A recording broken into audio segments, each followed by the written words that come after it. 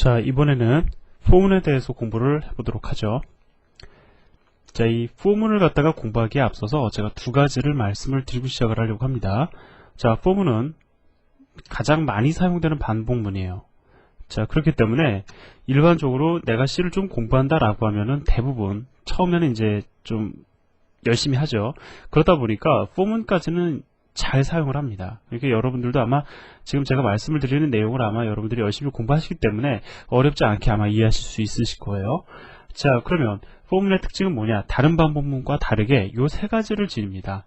자, 초기문과 그 다음에 조건문, 그 다음에 증가문, 이 세 가지를 갖다가 기본적으로 포함한다라는 특징을 지녀요. 자, 그러면 초기문이 무엇이고 조건문이 무엇이고요, 그 다음에 증가문이 무엇인지를 갖다가 이해하기 위해서 이 그림 7-12를 보도록 하겠습니다. 자, 여기 보시면은 뭐 우리가 이미 앞에서 한번 실행해 봤던 예제의 일부예요. 자, 메인 함수 내에서요, i를 갖다가 0으로 초기화를 시켜주고, 자, 이 i는 사실 무슨 용도로 사용이 되는 겁니까? 그 용도를 잠깐 보자고요. 이 i라는 변수는 반복을 위한 변수입니다. 그죠? 반복을 하기 위한 변수라는 거죠. 그 다음에 어떠한 조건이 만족되면은 빠져나가기 위한 변수다라는 겁니다. while문 안에서요, i가 10보다 작을 때 동안 그 안에 존재하는 문장을 갖다가 반복하겠다라고 지금 선언이 되어 있습니다. 그런데 이러한 while문이나 doWhile문이나 기본적으로 지니고 있는 것이 뭐냐면은 반복의 조건이 어느 순간에 무너져서, 자, 그 반복문을 갖다가 빠져나가기 위한 그런 문장이 필요하죠. 자, 이러한 것들도 당연히 필요하다라는 겁니다. 아마도 이러한 문장이 존재하지 않으면은 이 while문은 무한 루프에 빠지게 될 거라고요. 그래서 대개 보면은 우리가 반복문을 하나 등장시키면은 반드시 하나 등장하는 게 있습니다. 반복을 위한 변수를 초기화하는 거. 일반적으로 이거는 뭐 i를 갖다가 0으로 초기화 해주면서 선언과 동시에 초기화도 해주지만 이렇게 독립시키는 경우도 있어요. 자, 아무튼 초기화를 위한 문장, 그 다음에 반복을 위한 조건이 성립되는지를 갖다가 확인하기 위한 문장, 그 다음에 그 반복의 조건을 갖다가 어느 시점에서 무너뜨리기 위한 문장, 이 세 가지는 거의 대부분 항상 등장한다라는 겁니다. 그래서 이거를 가리켜 초기문이라고 얘기를 하고요, 이거를 갖다가 조건문이라고 얘기를 하고요, 그 다음에 그 반복의 조건을 갖다가 무너뜨리기 위해서 일반적으로 값을 하나 증가 혹은 감소시키거든요. 지금까지는 우리가 예제를 통해서 증가하는 케이스만 봤지만 감소하는 케이스도 있을 수 있다는 겁니다. 그래서 얘를 갖다가 증가 및 감소한다라고 해서 증가문이라고 우리가 이야기를 합니다. 자, 그래서 대부분의 반복문은요, 그것이 while문이든지 간에 doWhile문이든지 간에 여러분들이 잘 관찰해 보시면 이러한 초기문, 조건문, 증가문이라는 것이 항상 등장한다라는 거예요. 자, 그런데 이거를 갖다가 우리가 그 while문이나 doWhile문을 쓰는 경우에 문장 자체적으로 지닐 수 있는 거는 조건문 하나밖에 없죠. 초기문은 while문 밖에 있고요, 증가문은 while문 내에 반복하는 영역 안에 같이 포함되어 있다는 겁니다. 그런데 이 세 가지를 갖다가 여러분들이 for라는 문장을 이용해서 내가 구현을 한다라고 할 경우에 for문 자체적으로 지닐 수 있는 형태가 된다라는 겁니다. 자, 이게 바로 while문과 for문의 가장 큰 차이점이에요. 다시 정리를 해드리면 for문은 while문과 다르게 초기문, 조건문, 증가문을 갖다가 모두 기본적으로 포함한다라는 것이 바로 특징이다라는 겁니다. 그래서요, 자, 기본적인 구성은 이렇게 됩니다. 일단 초기문이 오고요, 자, 그 다음에 세미콜론으로 구분을 시켜줍니다. 그 다음에 가운데에 조건문이 오고요, 그 다음에 세미콜론 오고 맨 끝에 증가문이 온다라는 거죠. 그래서요, 지금 요 문장을 갖다 그대로 묶어서 for문으로 바꿔줄 수도 있거든요. 이거는 여기다가 넣고, 그 다음에 요거는 조건문 위치에다 가져다 놓고요, 증가문으로 등장한 것은 요 위치에다 가져다 놓고 반복하고자 하는 내용은 여기다 가져다 넣어버리면 완전히 100% 일치한다라는 겁니다. 다시 한번 볼까요? 자, 여기 지금 비교하고 있는 내용이 나오죠. 초기문을 갖다가 for문에서 여기다가 가져다 뒀고요, 그 다음에 조건문은 조건문의 위치에다가, 증가문은 증가문 위치에다 가져다 놓고 그 다음에 반복하고자 하는 내용도 그대로 가져다 놨습니다. 이러한 경우에 이 두 개의 문장은 완전히 100% 일치하는 문장이 된다라는 거예요. 그런데 이렇게 비교를 통해서 이해할 수 있는 것도 좋지만 여러분들이 언어이기 때문에 자연스럽게 사용할 줄 아셔야 되거든요. 그럼 for문을 갖다 봤을 때 어떻게 말을 만들어주는 것이 좋으냐, 여러분들 이렇게 읽을 줄 아시면 됩니다. 자, 일단 i를 0으로 초기화를 시키고 나서 자 반복을 하는데, 반복을 하기 이전에 조건을 검사를 한다라는 거죠. 자, i를 0으로 초기화시키고 나서 반복을 할지 말지 조건 검사를 해서 반복의 조건이 성립이 되면 반복 문장을 갖다가 반복 실행한다 라고 여러분들 읽으시면 돼요. 여기서 단이라는 조건을 붙인 다음에 매 반복이 이루어질 때마다 증가문을 실행을 한다. 즉 i 값을 하나씩 증가하라 라는 거죠. 자, 따라서 i는 0으로 초기화되고 i가 10보다 작을 때 동안 반복문이 증가가 되는데, 매번 반복문이 증가되는 게 아니죠. 다시 하겠습니다. i는 0으로 초기화되고 i가 10보다 작을 때 동안 반복 문장이 계속 반복해서 실행이 되는데, 매 반복문을 실행할 때마다 i 값을 하나 증가시켜라 라고 여러분들 읽으시면 됩니다. 자, 그러면 우리가 읽은 건 그렇게 되는 거고요. 실제 실행하는 순서를 갖다가 우리가 눈으로 또 다시 한번 짚고 넘어가는 것들도 필요하겠죠. 자, 지금 이 예제는요, 앞의 예제와 동일합니다. 다만 실행 순서를 갖다 여러분들하고 저하고 같이 한 번씩 짚고 넘어가기 위해서 이 반복의 조건을 제가 조금 낮췄습니다. i가 10보다 작은 게 아니라 2보다 작은 경우에요. 자, 그러면 일단 이 코드가 실행된다고 가정을 해보자고요.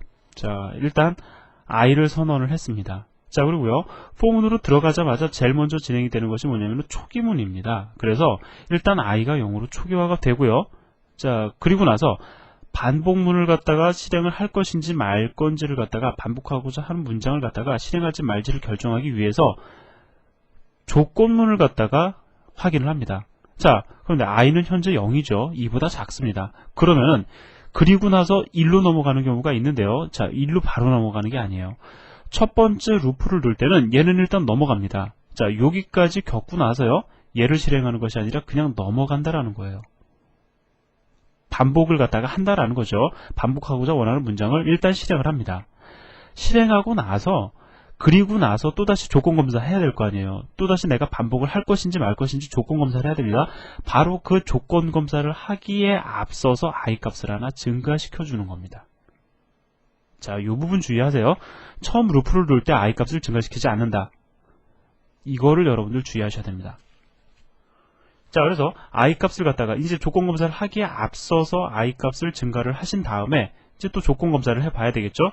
조건 검사 결과 역시 여전히 만족이 돼요. 왜? i 값이 하나 증가된다 하더라도 현재 얼마입니까? 0이었으니까 이제 아마 요쯤 되면 i는 1이 될 거라고요. 역시 2보다 작다라는 거죠. 그래서 역시 또다시 반복을 합니다. 또다시 실행을 하죠. 자, 실행하고 나서 또다시 조건 만족하는지 검사로 올라가야 되잖아요. 단 조건 검사하기 전에 뭐 한다고요? i 값을 먼저 증가시켜 준다라는 겁니다. 그리고 나서 조건 검사를 해보니까 이때 i 값은 얼마가 되죠? 2가 되죠. 자, 따라서 만족하지 못합니다. 따라서 포문을 벗어난다라는 거예요. 여러분들 주의하세요. 첫 번째, 포문에 제일 먼저 들어가자마자 초기문은 딱 한 번 실행된다라는 거 여러분들 기억하시고요. 그 다음에 첫 번째 루프를 돌 때는 이렇게 i 값을 증가하는 증가문은 실행되지 않는다라는 거 여러분들 반드시 기억하시기 바랍니다. 자, 그럼 예제를 통해서 우리가 한번 확인을 해보는데, 우리가 이 네 가지 예제는 다 볼 거예요. 특히 이 add underbar tone.c와 mean.c라는 예제는 우리가 같이 보면서 포문이 지니고 있는 또 다른 특징을 우리가 여기서 한번 살펴보도록 하겠습니다. 일단 add underbar tone.c를 먼저 보도록 하죠.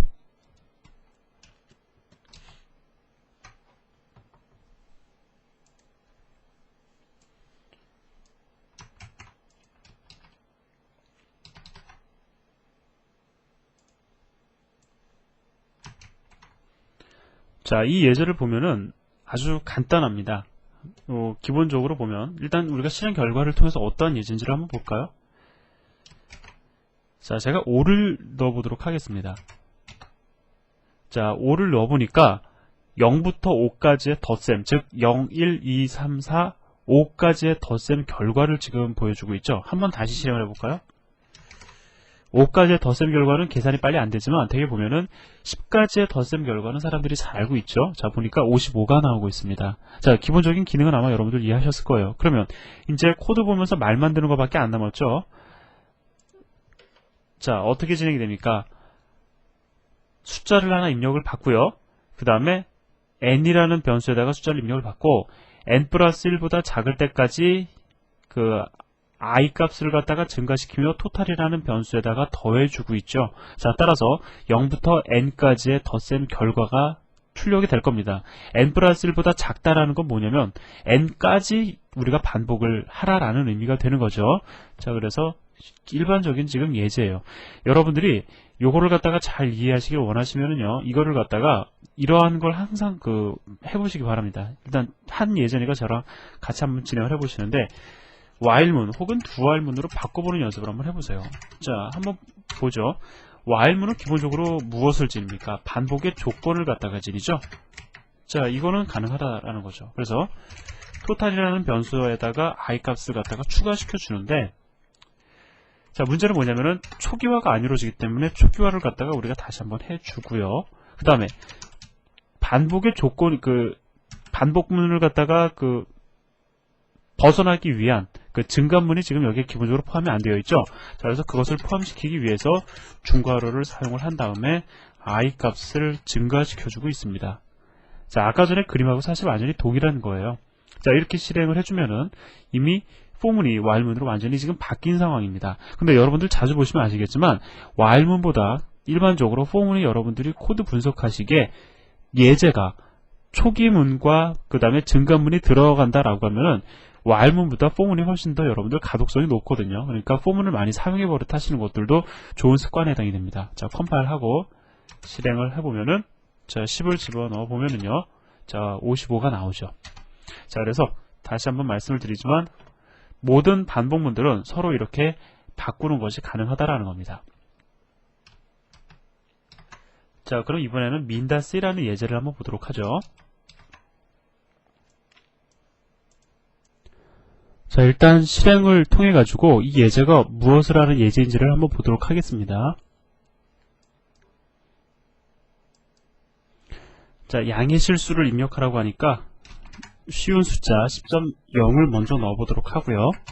그 다음에 이번에는 제가 20.0을 입력을 하고요. 그 다음에 빠져나가기 위해서는 마이너스 값을 넣어주면 되거든요. 자, 1.0을 입력을 해보도록 하겠습니다. 자, 지금까지의 평균이 10.0으로 나오는 걸로 봐서 여러분들은 무엇을 갖다가 예측하실 수 있냐면, 지금 총 3번의 입력이 이루어졌죠. 그 중에 한 번은 마이너스 입력이었고요. 그 이후의 값을 더해보면 30이 나오는 걸 알 수가 있어요. 즉, 자, 총 입력한 수의 합에서 입력한 개수를 갖다가 다시 말씀드릴게요. 총 입력한 값의 합에서 입력한 횟수를 갖다가 나누어 가지고 지금 평균을 재고 있는데, 마지막으로 입력한 마이너스 값은 입력에서 제외됨을 알 수가 있습니다. 그래서 30 나누기 3을 하고 있어요. 뭐 여러분들 입장에서는 이렇게 생각을 해보실 수도 있을 겁니다. 아예 그럼 마지막 입력은 그냥 제외시키는 게 어떠냐, 즉 30 나누기 2가 될 수 있도록 프로그램을 구현하는 게 어떠냐라고 아마 생각하실 수도 있으실 텐데, 뭐 그렇게 어렵지 않은 부분이니까 뭐 그렇게 한번 바꿔보시는 것도 아마 좋은 공부가 되실 수 있을 겁니다. 딱 하나만 바꿔주시면 되는데 한번 여러분들 좀 고민해 보시고요. 자, 그거에 대해서도 좀 이따 한번 우리가 같이 뭐 얘기해 보면 또 도움이 될 수도 있겠죠. 자, 그러면 이제 예제를 한번 보도록 하겠습니다. 자, 지금 그게 중요한 건 아니고요. 우리 입장에서 지금 중요한 건 뭐냐면은 이 포문을 한번 보자라는 겁니다. 보면은 초기문이 지금 존재하지 않고요. 그 다음에 증가문도 존재하지 않고 있다라는 거죠. 다만 어떻게 지금 사용이 되고 있냐면은 input이라는 변수가 0.0보다 같거나 큰 동안 나는 이것을 반복하겠다. 반복의 조건을 갖다가 나타내고 있는 반복문만 존재를 하고 있다라는 거예요.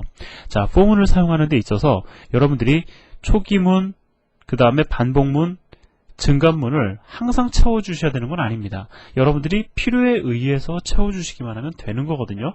자, 그래서 이 경우에는 지금 뭐 i라는 변수를 두고 나서 그 값이 얼마 이상이 되어야지만 반복을 하겠다가 아니기 때문에 내가 사용자로부터 입력받는 인풋 값을 기준으로 반복을 할 거냐 말 거냐를 지금 결정짓고 있는 거죠. 자, 그렇다 보니까 일반적으로 초기문과 그 다음에 증가문이라는 것이 반복을 위한 초기문, 반복을 위한 증가문이라는 것이 사실상 별로 필요가 없어요. 자, 그렇기 때문에 지금 이렇게 비워둘 수 있다라는 겁니다. 자, 그래서 원하시는 경우에는 얼마든지 여러분들 비워두실 수 있다라는 거 기억을 하시고요. 자, 그 다음에 이렇게 비워둘 수도 있어요. 나는 반복의 조건도 검사할 필요가 없다. 자, 다 비워두실 수도 있습니다. 자, 이렇게 완전히 다 비워버리시면은 어떤 의미를 지니냐면은 이거는 무한 루프를 의미를 해요. 조금 더 정확히 얘기를 하면은요, 초기문이 들어있던 말든 상관 안 합니다. 그 다음에 마지막에 있는 반복문이 들어있든지가 아니죠. 증가문이 있든 없든 상관 안 합니다. 여기에 존재하는 반복문이 비어있다는 것은 바로 무한 루프를 갖다가 돌리겠다라는 의미가 돼요. 자, 그래서 일반적으로 이러한 형태로 무한 루프를 갖다가 선언하는 경우도 있습니다. 자, 다시 돌아와서요. 자, 지금 보면은 우리가 이렇게 생각을 해볼 수도 있다고요. 이 예제를 갖다가요, 이렇게 바꾸는 것도 가능합니다. 자, 카운트 값을 0으로 선언을 해주는데 그거를 갖다가 여기서 해주자라는 거죠. 그리고 매번 보면은 카운트 값을 갖다 증가시켜주고 있는데 왜? 나중에 나눗셈 하려고요. 자, 이거를 갖다가 여기서 해줄 수도 있다라는 겁니다. 자, 그럼 한번 실행 결과가 같은지를 한번 비교를 해볼까요? 자, 일단 10을 입력을 하고요. 그 다음에 이 10을 입력을 해보도록 하겠습니다. 그 다음에 마이너스 1을 입력을 해보면, 자, 아까와 결과가 같은 걸 여러분들이 아실 수가 있으실 거예요. 자, 그러면 우리가 한번 얘기를 해보자고요. 이러한 구조가 더 좋으냐 나쁘냐, 이거는 물론 지극히 주관적일 수 있는데, 그렇게 좋은 구조다 혹은 뭐 나쁜 구조다라고 이것도 딱 단정 지어서 얘기하기는 좀 어려운 상황이 있습니다. 지금 여기다가 초기화시키고 카운트 값을 증가시켜주는 것이 자연스럽긴 하거든요. 그런데 문제는 뭐냐면 경우에 따라서는 이 안에 존재하는 초기문, 반복문, 증가문은 반복을 위한 변수를 조작하는 용도로만 사용하는 것이 훨씬 더 사람들 보기에는 자연스러울 수 있다는 거죠.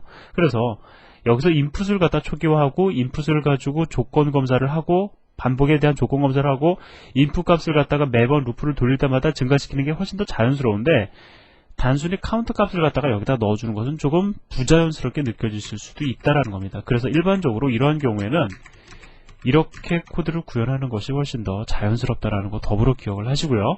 자, 제가 여기서 여러분들에게 말씀을 드리고 싶은 거는 포문에 있는 초기문, 증가문, 반복문은 내가 필요에 의해서 채워주면 된다라는 것도 여러분들 더불어 기억하시기 바랍니다. 자, 그럼 이번에는 예제 하나를 보도록 하는데요.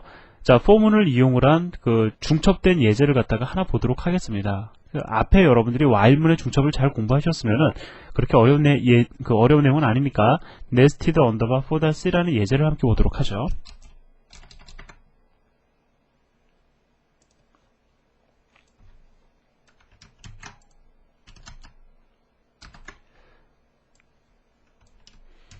자, 제가 이거를 갖다가 여러분들에게 연습장 가져다 놓고 같이 이렇게 한 번씩 출력되는 결과값을 예상을 해보는 것도 참 좋은데, 이제 이미 여러분들 아마 좀 눈에 쉽게 들어오실 거라고요. 그래서 제가 불필요하게 뭐 따로 이렇게 써드리지는 않겠습니다. 자, 이거 어떻게 읽으면 되죠?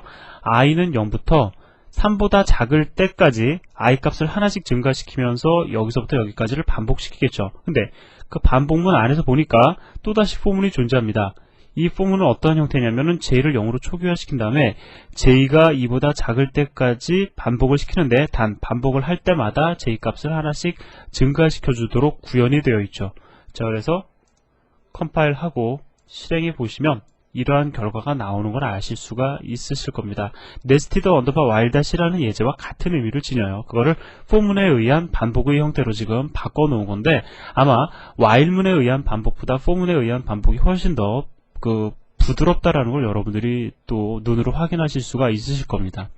자, 여기까지 제가 말씀을 드리고요. 그 다음에 이제 예제 하나 안 알아봤는데, 이거는 이제 구구단 출력하는 예제인데, 이것도 앞에서 우리가 while문을 통해서 중첩시키면서 해결했던 문제를 갖다가 포문을 의한 형태로 바꾼 거니까는요, 여러분들 한번 개인적으로 비교해 보시면서 분석해 보시기를 바랍니다.